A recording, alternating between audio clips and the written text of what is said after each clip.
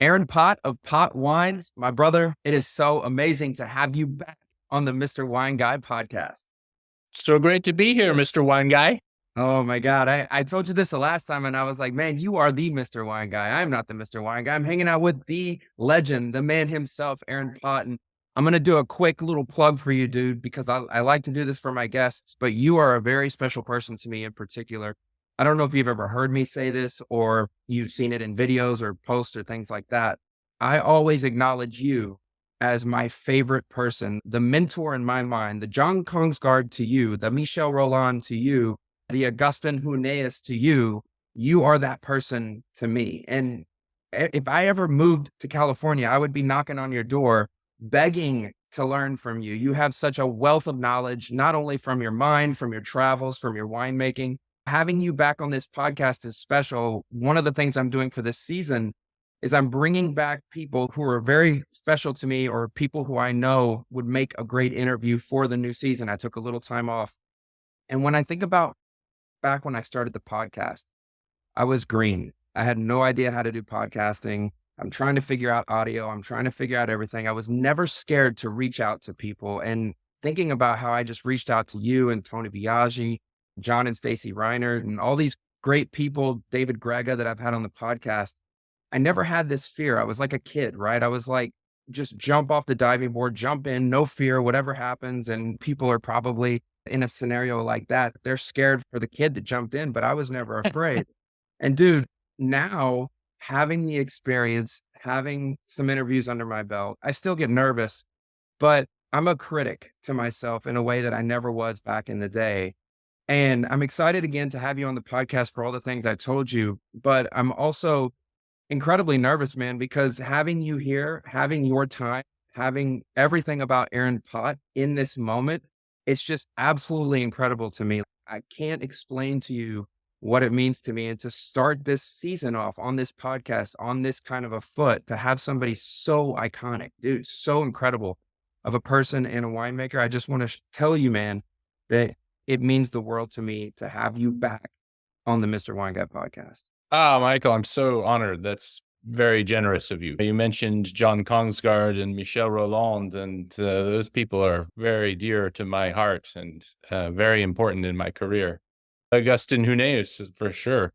Yeah. I just named a few people just on your journey. I know there's so many people that you've worked with that aren't specifically attached to your career.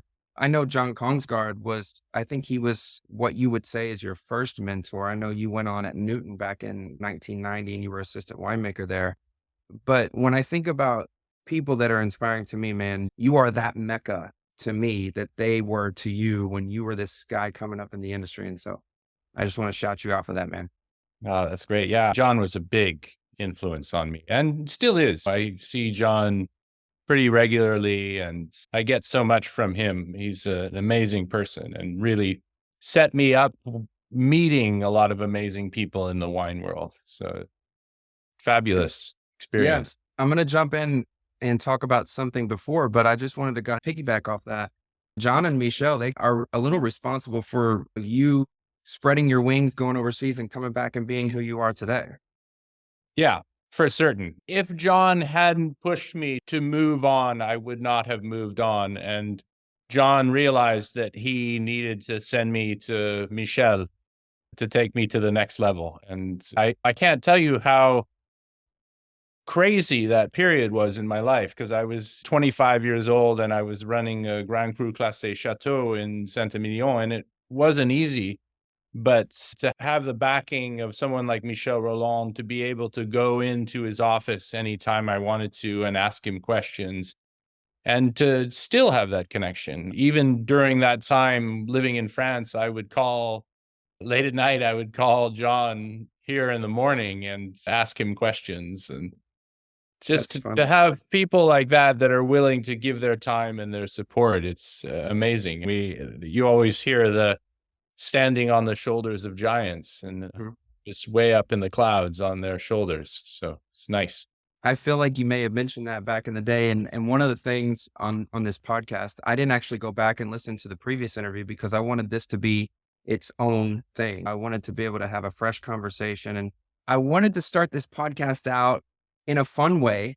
And if I'm not mistaken, you were born in 1966, correct? Yes. Wow. Getting Okay. up All right. Check this out. I took a list of some world events, some crazy stuff that was happening in 1966.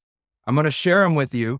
We'll go ahead and start. In February, Chris Rock was born. I don't know if you know that. John Lennon stated in March that the Beatles are more popular than Jesus. Do you recall that? Hey, I don't recall it, but Well, I've no, heard, you heard but that, and I heard how much trouble he got into that's for true. that That's what I one. was going to tell you. He got in a lot of trouble for I that. don't think he was wrong though. Honestly, man, if Jesus had a band at the Last Supper, I think the Beatles probably would have been the group. You would have been making the wine, and the Beatles would have been, and the Rolling Stones too. There's another fact about the Rolling Stones. Did you know that they just released a new album? Yeah, I saw that under the Hackney Diamonds. Yeah, dude, you're up. I'm telling you, man. You're a history guy. You know your stuff, man. Mike Tyson was born in June. Holly Berry, hallelujah. She was born in 1966. The Wow. Beatles' last concert was in Candlestick Park, San Francisco in 1966. Let's see. Chevy introduces the Camaro. Do you know what the previous name of the Camaro was before it was the Camaro? No. It was called the Panther. Ooh, that's a better name, I think. I like it. If the cars, everything's on a comeback right now. So I feel like they should do a Panther comeback. You know what I mean? You were born in October, if I'm not mistaken. I don't know which specific day. The But 18th. the 18th. The Beach Boys on October 10th released Good Vibrations. So that's pretty cool. Wow, that's cool. The So month Pet you were, Sounds. yeah, they released Good Vibrations. As a surfer, I love that album. I know, right? Yeah, the Beach Boys was where it was at from a surfer perspective. Star Trek premiered in September of 66. Let's see. Sinead O'Connor was born in 66, and she actually recently passed away. R.I.P. Sinead O'Connor. Incredible voice. Yeah, Walt very. Disney passed away of lung cancer at 65. And then Dr. Seuss, How the Grinch Stole Christmas aired for the very first time on CBS the year you were born. These are some facts. 348 planes bombed North Vietnam on the 13th and the 14th of October.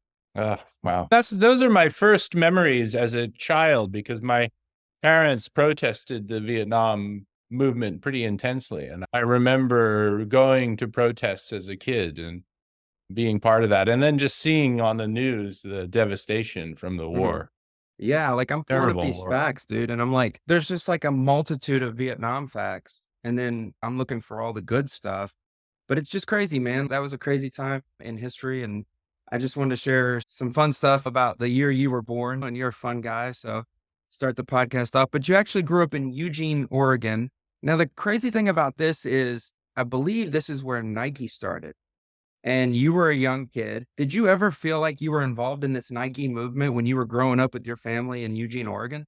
Funnily enough, my parents were really big into track and field. And Oh, so yeah. we would go see a lot of track and field. And a little known fact about me is that I've appeared on the cover of Sports Illustrated because I don't know that.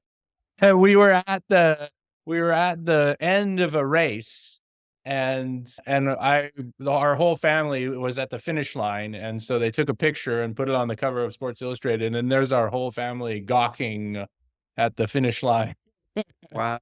That's crazy, dude. I didn't know that. And that was back in when Nike was competing with Tiger and they were going overseas and doing all that stuff. But you grew up in the middle of it. So like you were a young kid, and I didn't know your parents were into track and field. I know your father was a minister, but I didn't know they were into like track and field. He also played NBA basketball. He was drafted into the NBA in 1954, 51st draftee, and played for a year for the Syracuse Nationals in 1954 before getting his PhD in theology. Dude, what's funny, one of the facts that I didn't mention earlier was that Bill Russell in 1966 became the first African American head coach in the NBA, and he was a coach player for the Celtics. So can you imagine? That's right. He was Yeah. coaching and playing at the same time. I wonder if he was giving himself any leverage. The guy was a giant, but that's crazy. Yeah. Another level. I remember watching Dr. J play with my father, and my father going, I could never play in the NBA. these days. That's funny, man. So you grow up in Eugene, Oregon. Your father was a Presbyterian minister. He loved German Rieslings. And you guys would occasionally have wine for lunch and dinner. So this was your introduction to wine growing up. And I know, dude, I know you've told this story a million times, but I want you to share the story where you're in the 17th century bistro in Paris, France, first night. You're with your family.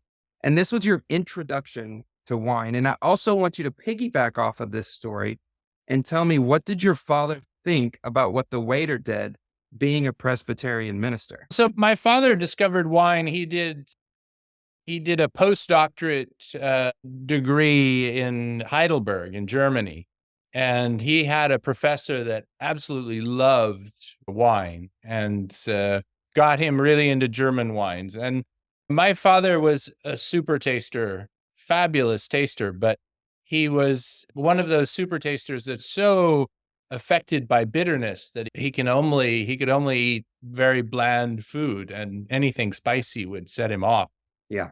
And so anyway, I went to Paris for the first time, 9 years old, and was very overwhelmed. My parents were of that generation where they believed that anything European was amazing, and Not far from the truth today. There's a lot of people in this particular generation, the generation after me, that, and in my generation too, being a millennial, I'm like one of the very first years of the millennial. We really value the European model as well. yeah. As they were excited to show us what they had experienced living over in Europe for so many years. And so they brought us to a bistro, Le Précope, it's called, and it's been there since the 17th century. And I went in there and I ordered a glass of milk, and the waiter looked at me and said, "Milk is for babies," and brought out a glass of wine. And I assume today it was a Beaujolais. It tasted very Gamay-like in my memory. And I drank it and thought, wow, this is horrible, but this is what's going to make me an adult. And so I really focused on learning everything I could about wine after that experience. And I remember visiting a couple of domains during that time, and they had three things that attracted me. They worked outside. At that time, you came and you rang a bell, and somebody would come in from the vineyard to help you out and taste wine with you and maybe sell you some wine. And I just remember them always coming in from outside, and they always had dogs. And at 9 years old, you're like, I want a dog. Yeah. And then the other thing about it that I loved was they all lived in these amazing 15th century houses and had their whole domain next to their house. And I loved that idea as well. When I was working in Saint-Emilion, I went back to Le Précope, and I brought a bunch of wine that I had made in France. And I told the maitre the story of my getting served milk or getting served wine. And he said that they had often done that to kids, especially American kids. And that night, the same waitstaff had been there for 30 years, and they hadn't changed, and they were all there. So the waiter that had served me was there that night. And we ended up drinking wine well into the morning hours and That's crazy, dude. joking about the experience. Did he remember you at all, or was he? No. No. No, and He they probably did said that. that they had played the joke so many times they couldn't remember anyone. Dude, that's cool though. Like that full circle, getting to go back and tell the story. And I'm sure the guy probably felt like he was initially responsible for. Obviously, you had your parents, and you were in France, and you were surrounded with wine and your travels and things like that from an early age. But he felt, I'm sure, initially responsible for giving you that nudge and introducing something to you that made you spark your interest. It really was an aha moment for me. It changed my entire life. So when you were in France and you were traveling at that time, you're only 9 years old, but you're going to places like Burgundy, Champagne, the Rhone Valley. Did you at any moment start to look at things? I know as a 9-year-old, you're just there having fun. You may have not even realized that you need to perhaps pay attention to something that you had just been intrigued about. But were you looking at things from maybe a slightly different perspective than an average 9-year-old would be doing when they're on vacation now that you were introduced to wine? I really just remember being stunned and overwhelmed by how beautiful everything Mhm. was. And that's never changed in my life. I've always loved the landscape of the vineyard. It's a beautiful landscape, and we're lucky to work in amazing parts of the world. Wherever there are vines, there's beauty.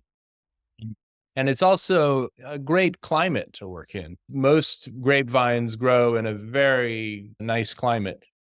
Yeah, absolutely, man. I know before you got into wine, you were studying for your enology degree at UC Davis. Your parents actually moved from Eugene to UC Davis.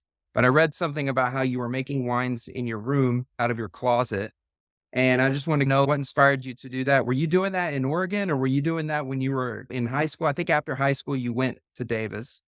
But what was that all about? Were you really trying to get a hone in on the winemaking, or were you just looking to have some fun and see what you thought? My parents moved to England for a couple of years, and then we came back to Davis. So I went to high school in Davis, and that's really where I started making wine and destroying my closet. As I remember, my parents had carpet throughout the house and in the closets as well, and I would set all of my winemaking gear up in the closet, and sometimes it would overflow. So there was always this massive red stain all over the carpet.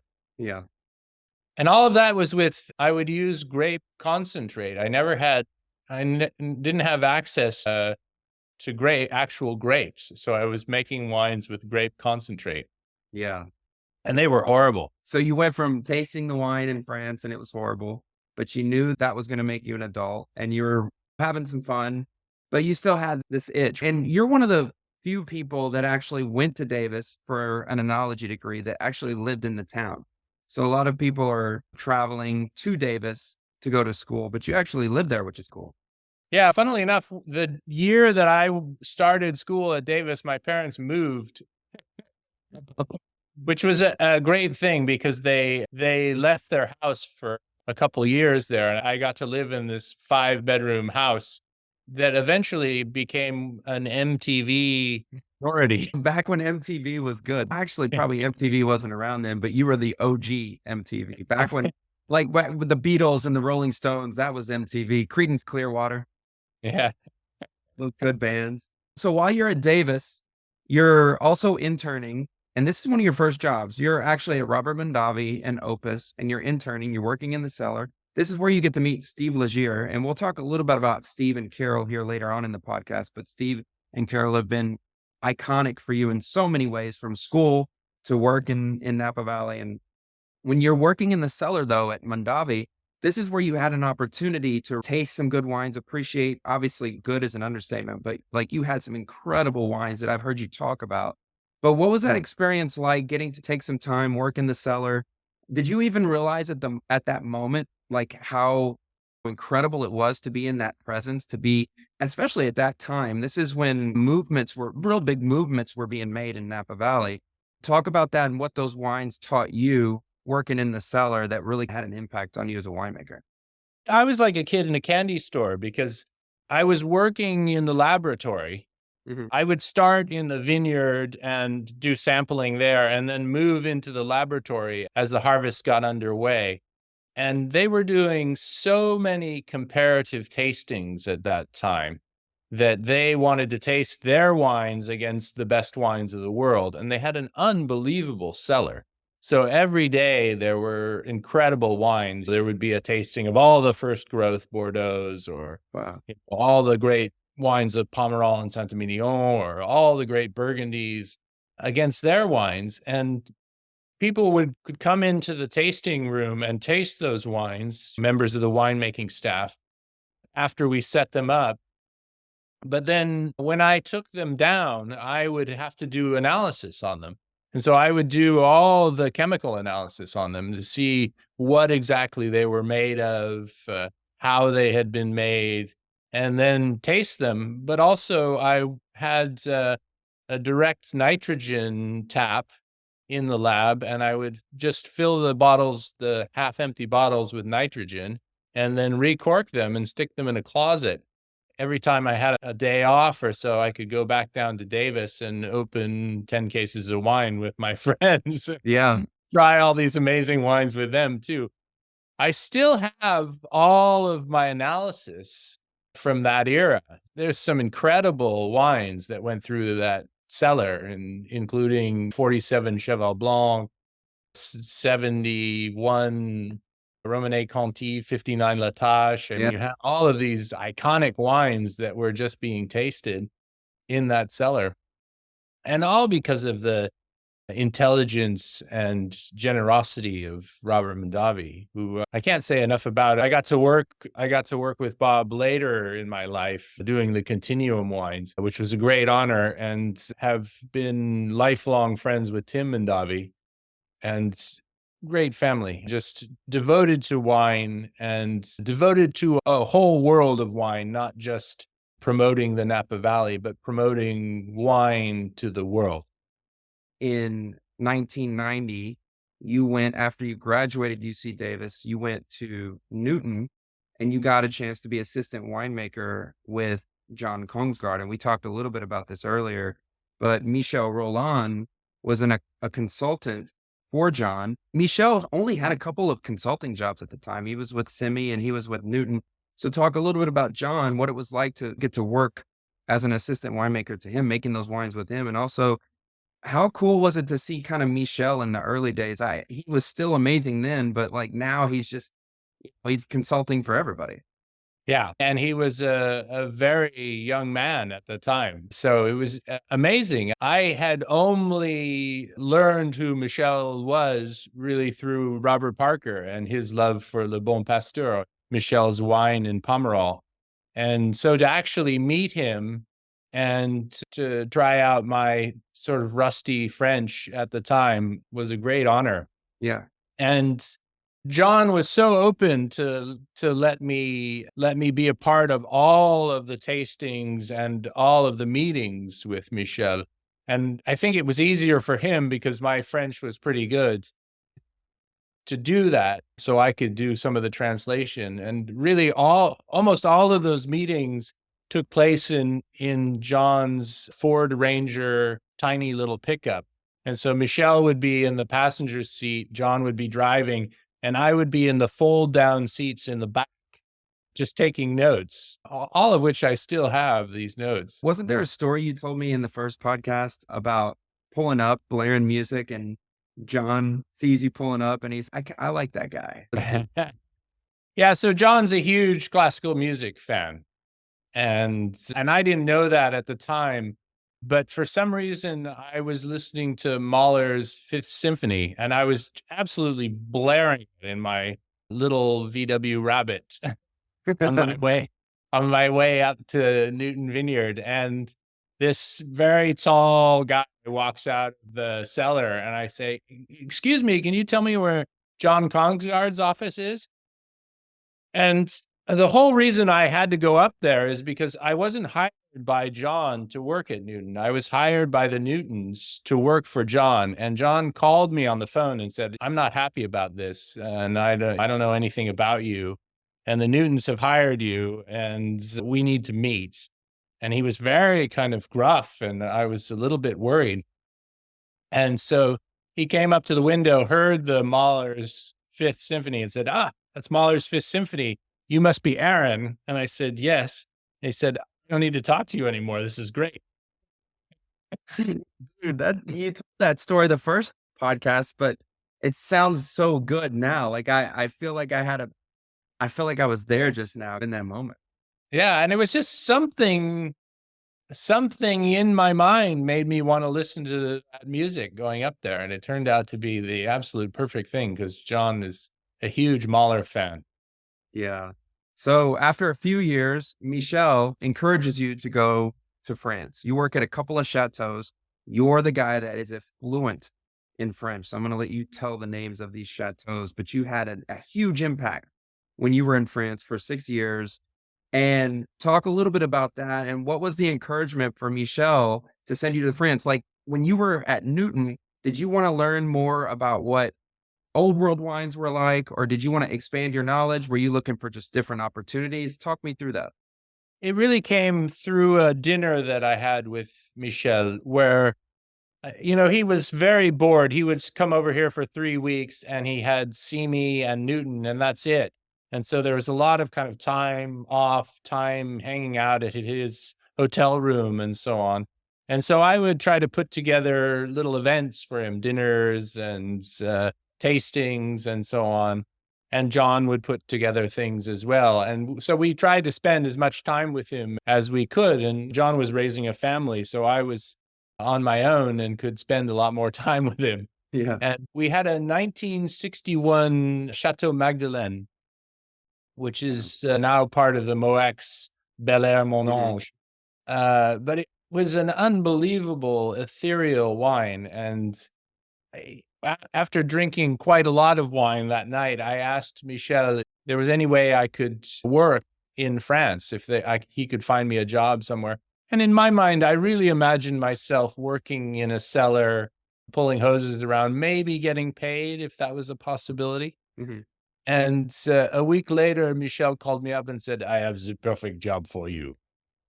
And that job turned out, I had no idea what the job was. And he said, you just have to tell me when you buy a ticket and you need to be in Bordeaux between this date. And I got my ticket. I called him back, said, I have my ticket. I'm arriving at this time. And he said, okay, the owner of this chateau is going to call you. And the owner of Chateau Troplong Mondot called me on the phone.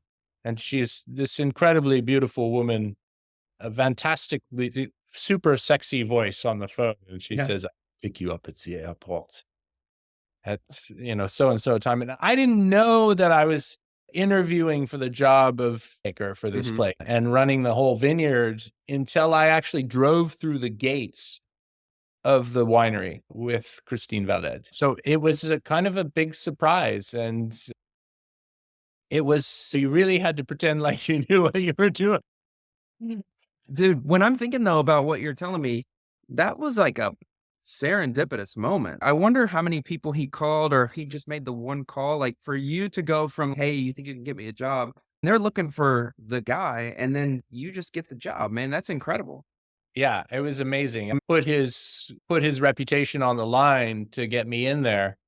And it was an extraordinary job for a chateau that was really on the rise and a really important property.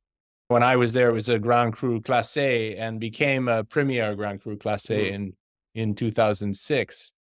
So it was a big deal property and an absolutely beautiful property, and a property that had been at that time was undervalued. And I think it's really achieved great things in the last 20 years, but it was very much undervalued at that time.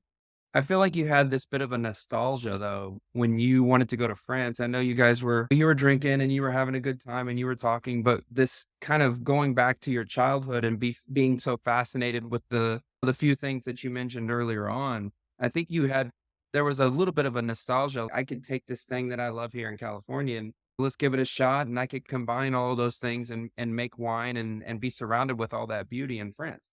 Yeah, I was a lifelong Francophile, so it fit in perfectly. I loved French cinema. I loved French literature.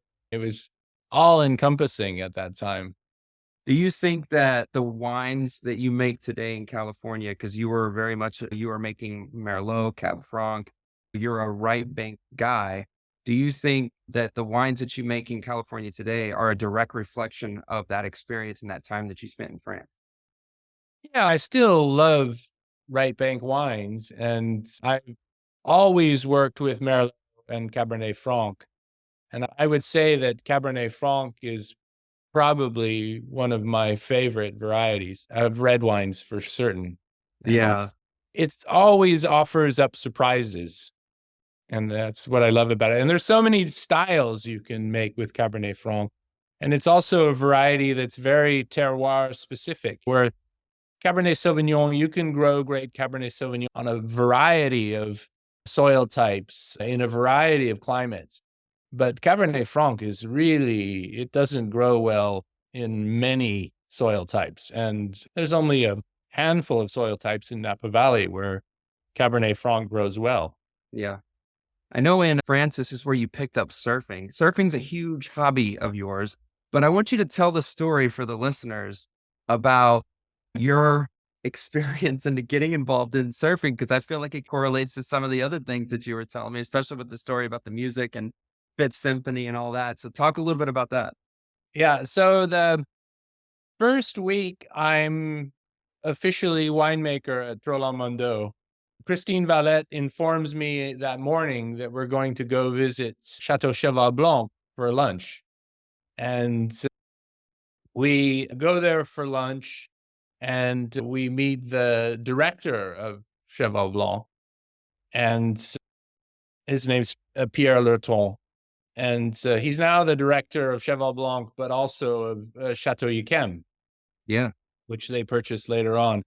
And I'm just in awe. This is like the holy grail of wines for me at the time. And I'm being a Cabernet Franc lover. This is the center of Cabernet Franc worship.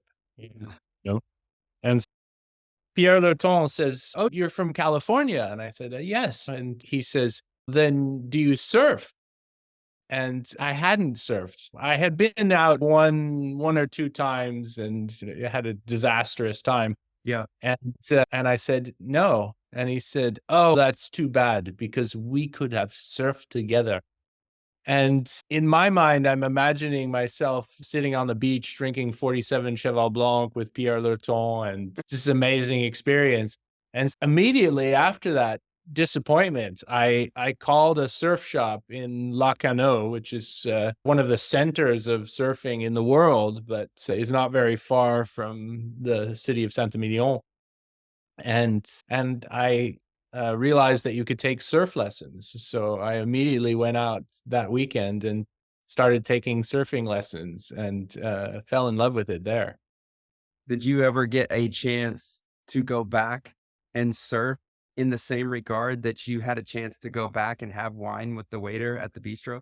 So this is really funny because I've told this story to friends many times. And I just had a friend that recently went over to visit Pierre at his own Chateau Marjose in Bordeaux. And he told Pierre this story.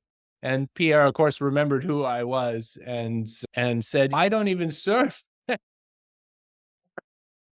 I don't know why I asked him that. Oh, that's funny, dude.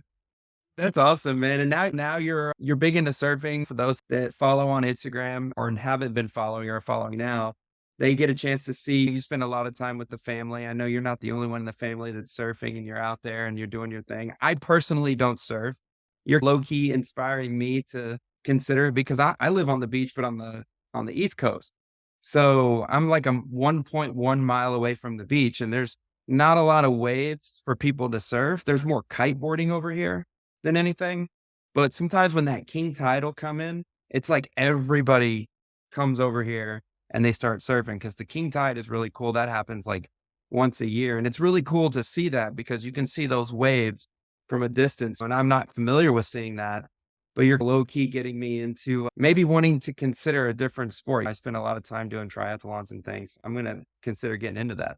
Funnily enough, the two of my surf idols, Kelly Slater, who's like the Lionel Messi of surfing, he's the GOAT extreme, Yeah. is from Florida.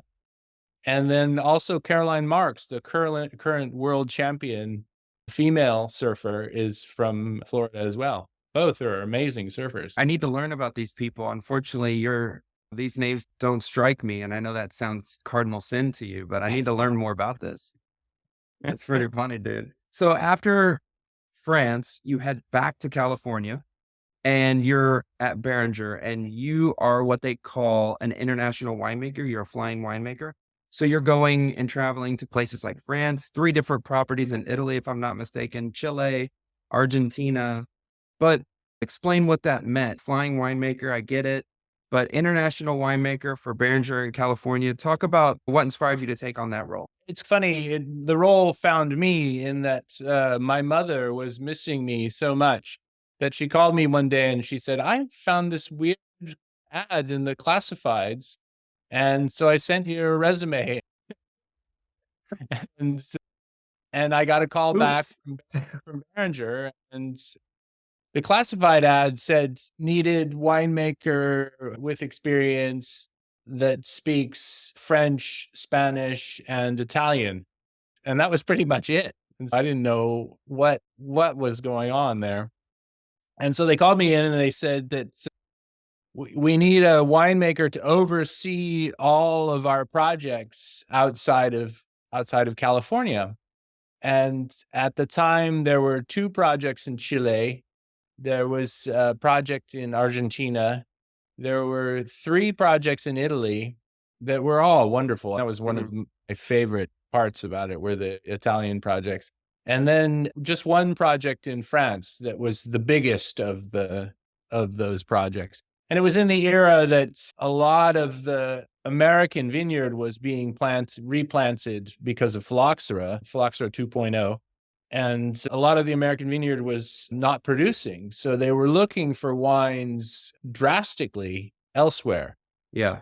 And I thought the job would be interesting. I was in my very early 30s and I thought, wow, I would love to do some more traveling and Yeah, man. and see the world. And I didn't know Italian. My Spanish was good. My French was fluent, but I didn't know any Italian. So the first thing that they did was send me to Florence to learn Italian. Oh, that's cool. I spent a month living in this old woman's house in Florence and taking Italian lessons 8 hours a day, 7 days a week. How long did it take you to have a decent conversation in Italian if you're spending that much time studying to learn the language? I had pretty much had fluidity after a week. If Spanish and French, it's pretty easy Yeah. to get into Italian. And so I had pretty good fluidity within a week. And then at the end of the month, I was speaking like crazy. All of this I have lost. Really? Yeah. Yeah. Yeah. It's like working a muscle though, man. Once you start like saying a little here, you went from 0 to 100 with Italian with not knowing it. I'm sure you'd have it back in no time.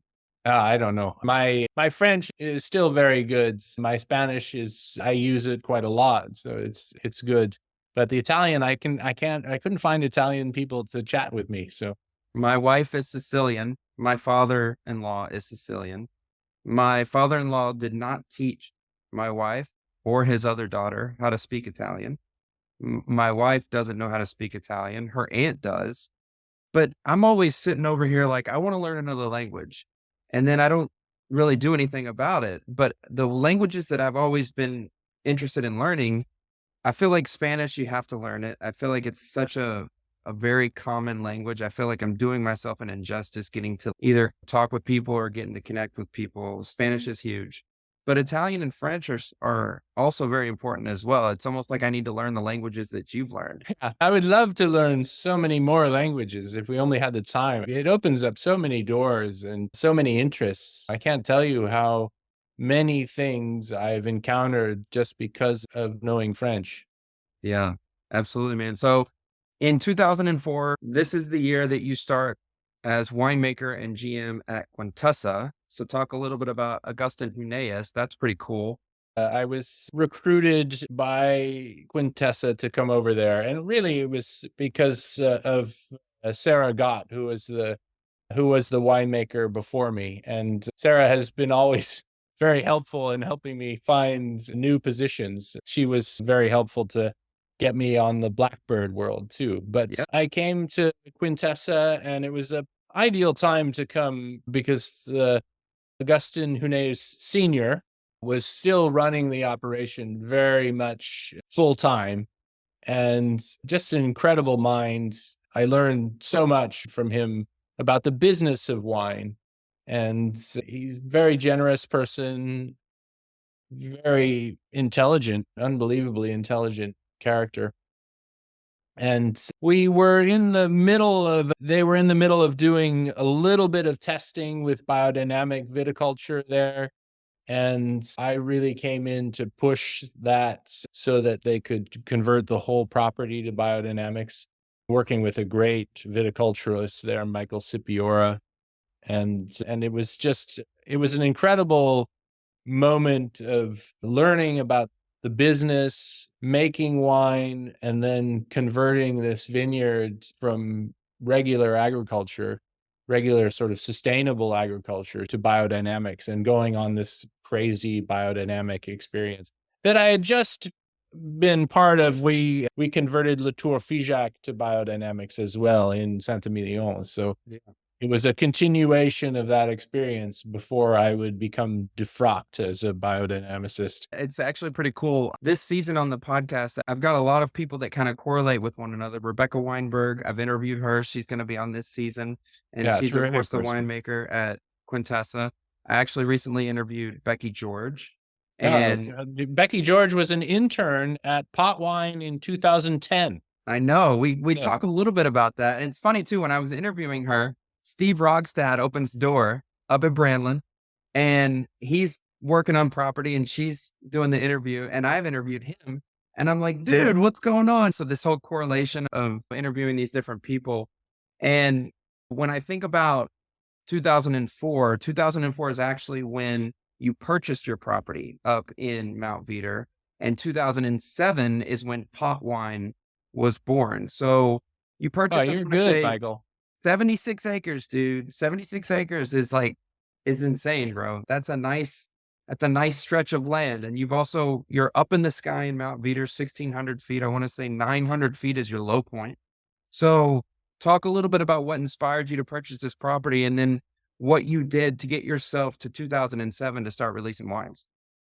So towards the end of my career at Behringer, we were purchased by Foster's in 2000. And so in 2000, a guy from Foster's in Australia decided that they wanted to take over my 11th century Castello. And so I lost this, and I loved going to this Castello. It was so much fun. And they felt really bad at Behringer that I didn't have this other thing that I so loved to do. And I still had all these other crazy overseas projects that I had to do. So they decided that they would give me something that they just purchased, which was the winemaking position at St. Clement. Yeah. And during that time, I was working with a vineyard called Progeny Vineyard. Yeah. And it was owned by Betty O'Shaughnessy. And Betty had started O'Shaughnessy Wines, and wonderful woman. And she had developed this vineyard on Mount Veeder, and I was making Syrah from the vineyard and Cabernet Sauvignon. And I just absolutely loved the wines that I was making. And I had been thinking about, I want to buy a property in Napa, and this may be the last time that normal people can buy properties in Napa.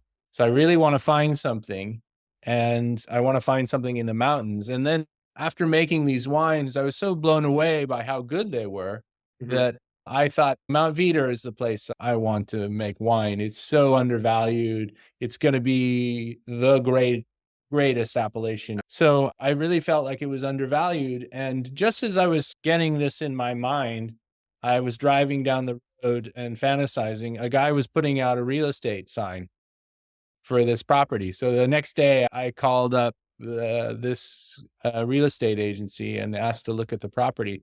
And it had been owned by a guy who wanted to develop vineyards there, but he had run into a problem with the cemetery that he shared a driveway with. Yeah. I've seen pictures of that. They wanted to stop him from developing this vineyard. And my wife and I thought, we're super nice people, and we'll charm these cemetery guys, and they'll just fall in love with us, and then we'll be able to plant vineyard there, which was not the case. But No, not at all. but we managed to prevail in the end, and we're able to plant vineyard there. So now that we've increased the size of the property, I bought a neighboring property that's 175 acres. So we're a little over 200 acres now at that property. And we've just started work on a winery. That's actually something, you know what? Let's talk about that right now. So this was supposed to start in 2024, but I guess you've just started now. Is this the winery that you're referring to? Yes. Yes. Let's talk about that. I'm excited to hear this. Yeah, we've made wine. I built a facility for all of my clients that we call the Black Lab that's in South Napa.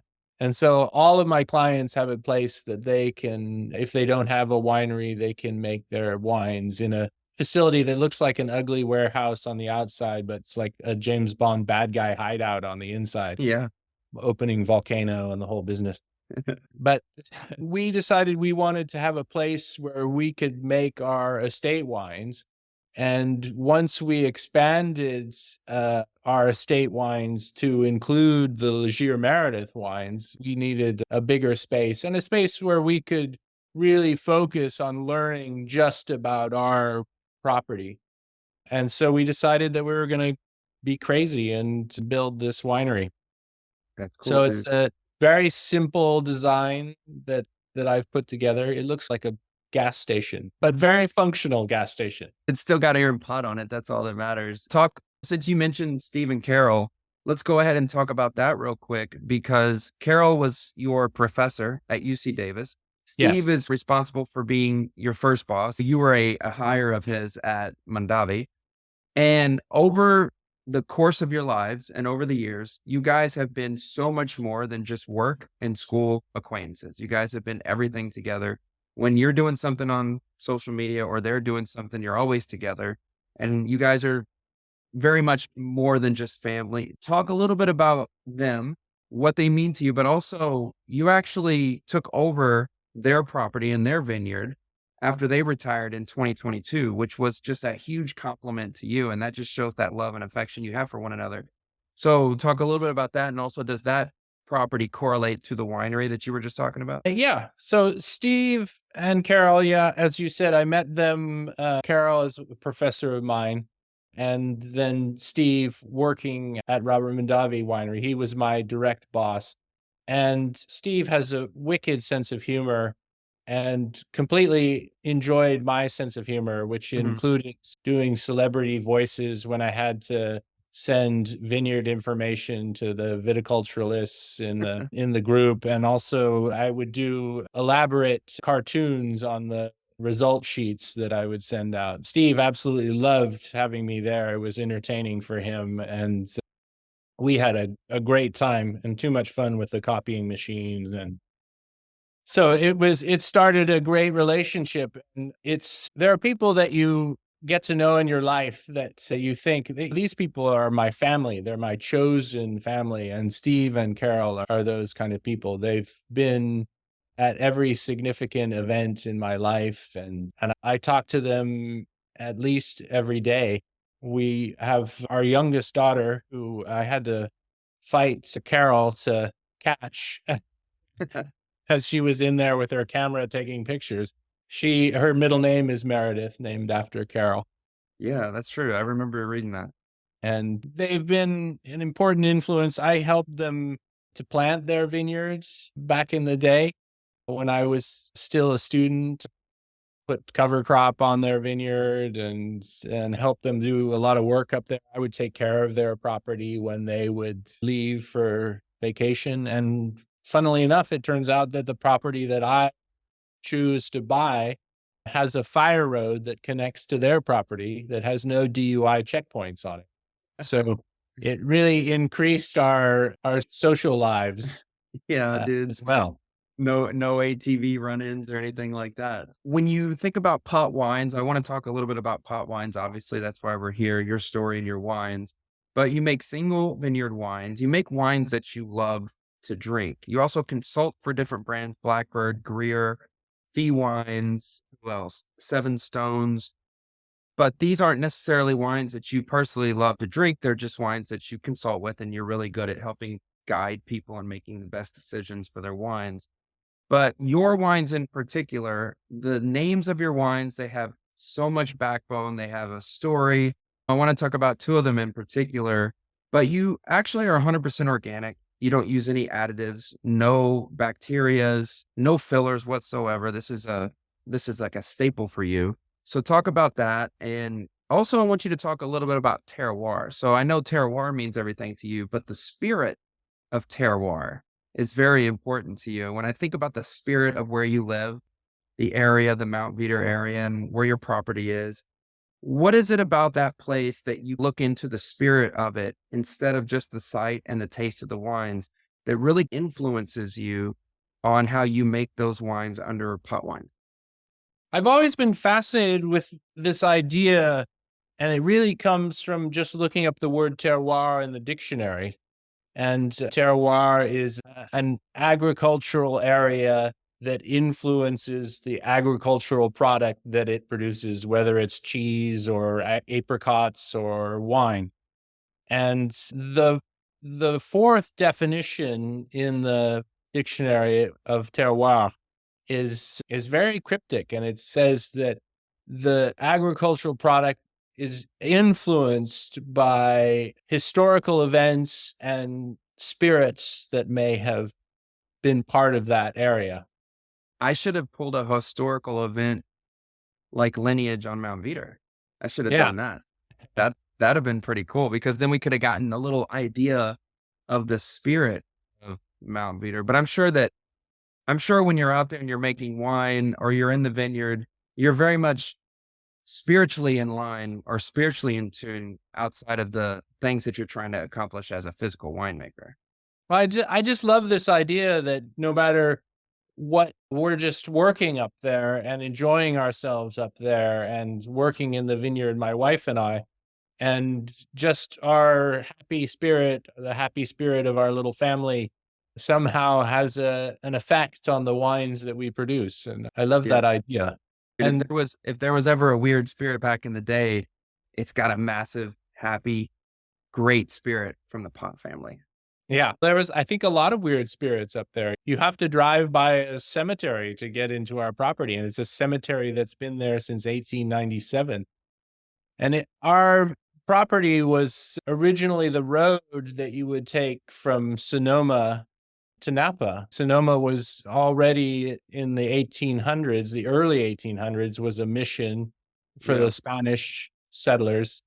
And so the road from Sonoma to Napa was quite an important one, and it went right through our property. So we find all sorts of weird, abandoned things, guns and Wow.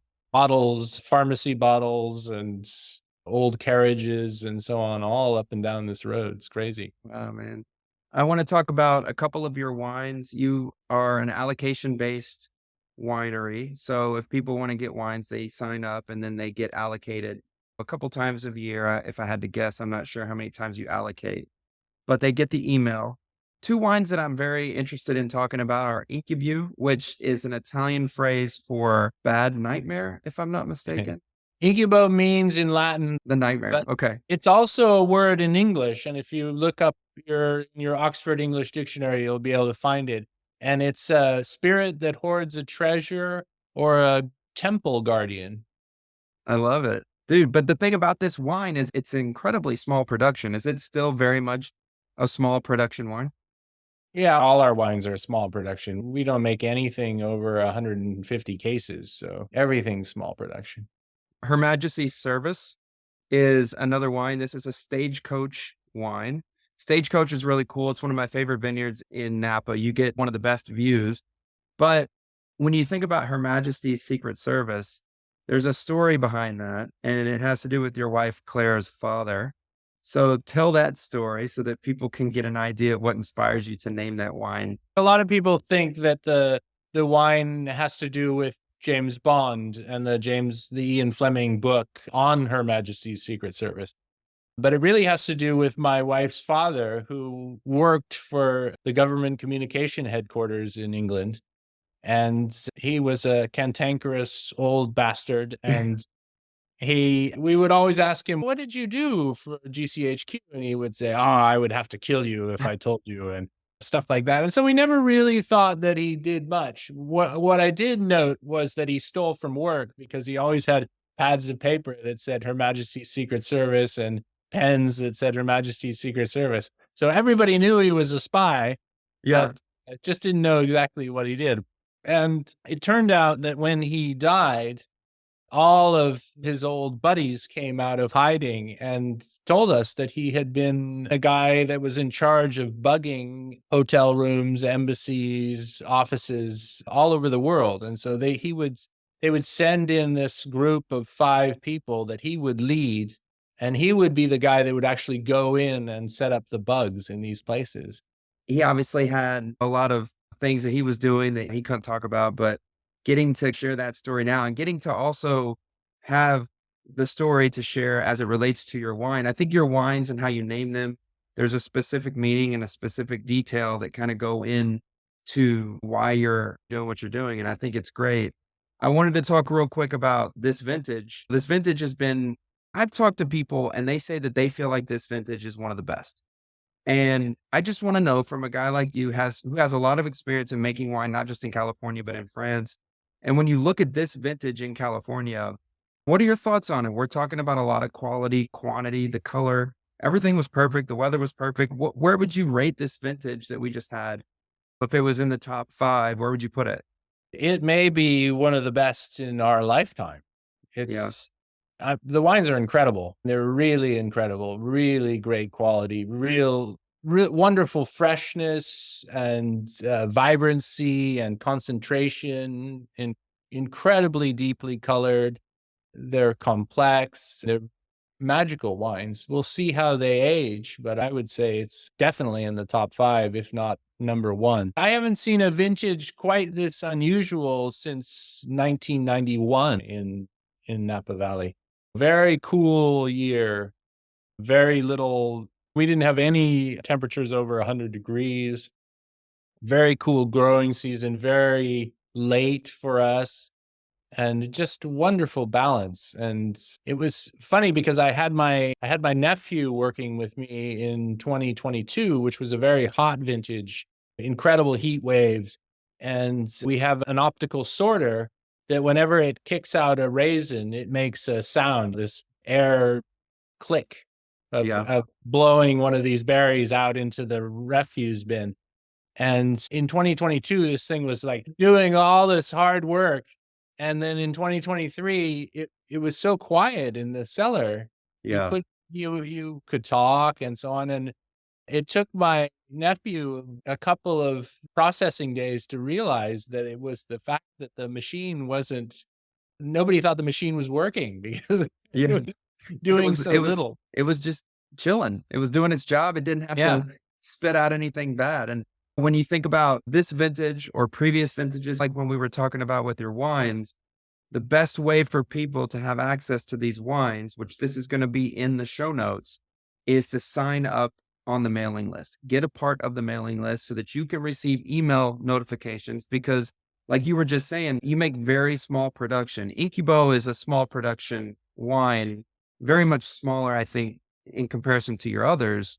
But overall, like having these wines is not something that you can just sit on and wait. You can't purchase outright. So for those that are listening, it's very important to sign up because then you can have the access and the ability to be able to have your hands on these wines and have some Aaron Pot wine. But one thing I want to talk about real quick before we start to wrap up is Winemaker 2012 Food and Wine Winemaker of the Year. I talked about this with you in the previous podcast, but I just wanted to talk about it again. That's a huge honor. And for those that didn't listen to the first interview, I want to be able to share this with the listeners today. What was it like to get that honor and be the guy that we know you are in 2012 for Food and Wine? It was great. The guy that chooses who the winemaker of the year is for Food and Wine is a guy named Ray Isle. And he's been in the business for a long time, is a great taster, a great critic, very dynamic guy. So it was great to be recognized by him and recognized for my own wines. It was really exciting. Yeah, I think that it's a humbling experience if I had to guess. But also at the same time, when you think about the people that have earned it and you look back on people like yourself and others, you guys are all iconic in your own way. And you've done such great things for the industry. And I think it's a huge honor. And I more or less just want to give you the praise and the credit. I know sometimes having somebody toot their own horn or talk about themselves, that's not really something that a lot of people are excited to do. but for you to receive that, I just want you to know, man, it's a huge honor, and it's something that people like myself and other people who are going for that, who not necessarily going for it, but want to make such an impact in the industry. It's important for them to be able to see and know and hopefully have you as a mentor as well and things like that. But Aaron, how can people find you? How can they learn more about you through social media, website, sign up for allocations, you name it? How can they find you? I'm on Instagram at Aaron_Pott. And that's really, we don't have a Pott Wine Instagram or Pott Wine social media. So that it's really just myself. And the whole business, it really is, we call it Aaron and Claire Pott Wine and Daughters. Mhm. And it really is just a business that she and I are running. I have a great assistant to help me with the consulting wines who does an amazing job, but it's a very small formed business. And so it's tight family business. Yeah. I know having your family, I mentioned this, I think, in the first interview, but family is very important. And you have your two daughters that work with you in the winery and they help you out. And whether you're doing the hand punch downs but what does that mean, man? How cool is that to have such a great backbone and support from your family? You're out here doing what you love and you have them there to cheer you on and help you out along the way. Yeah, they're two amazing girls. They're very, very bright and fun and intellectual like their mother, and they're very helpful. They love the world of wine Mhm. and enjoy being a part of it. And oh, they're only slightly embarrassed by their father. Second generation, if I had to guess, maybe second generations in the near future. I hope so. I think either of them could be very good at that. My Mhm. youngest daughter has shown that she's a very keen taster from very early on. Yeah, that's cool, man. So I always like to end the podcast with the final question. I don't want to ask you something crazy and try to get too deep, but I thought, why don't I just ask you something simple? And my last question for you is this just the beginning for Aaron Pott? I feel like you have so much more left, man. What are your plans in the next 30 years? I hope it is just the beginning. I've got so much energy. I would love to continue this exploration, and maybe the future is another vineyard somewhere.